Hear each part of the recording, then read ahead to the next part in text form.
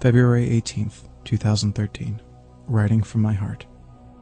My dear friends, the conditions here get so very difficult that my eyes get blurry, my body does not have the strength to walk, and my steps become very weak and shaky. Various bullying groups, the psychological warfare, almost a year of not seeing my family, physical violence, actions committed to humiliate me, insults, being mocked, being confronted with extremists in the prison who create another prison within the prison walls, and the death threats. It is interesting that because I am a Christian pastor, I am carefully watched.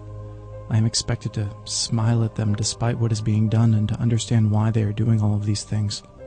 But, of course, I can clearly see what is going on, and because I want to serve God, I see all of these difficulties as golden opportunities and great doors to serve. There are empty containers who are thirsty for a taste of the living water, and we can quench their thirst by giving them Jesus Christ.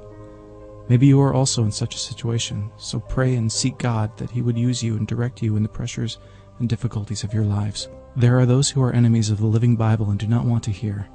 They are trying to put me under such horrific pressures that are sometimes unbearable, so that they can show me that my faith is empty and not real. And after all of these pressures, after all of the nails they have pressed against my hands and feet, they are only waiting for one thing, for me to deny Christ. But they will never get this from me. This is why the Bible is truth, and they are in the way of destruction.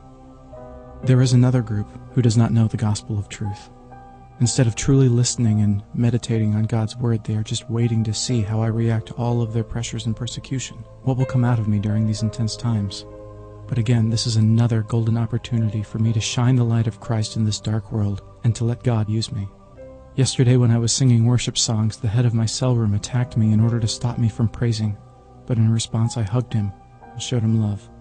He was shocked. It is during these harsh conditions that I deeply need God's saving grace so that I can be the fragrant scent of Christ in the dark house of Evin Prison. I have often seen the shining morning star in the darkness of this prison, and I have seen His amazing and supernatural works. Oh, how beautiful is seeing the light of the shining morning star of Christ in such evil darkness. So, see your golden opportunities in pressures and difficulties. See the shining morning star in the dark times of your life. I love Him. He is gracious, merciful, and righteous to me. I now know that I have not been forgotten and that we are together in this path.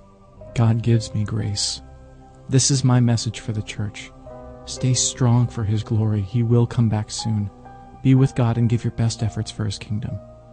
Pastor Saeed, servant of Jesus Christ in chains for endurance of the gospel. I love you all.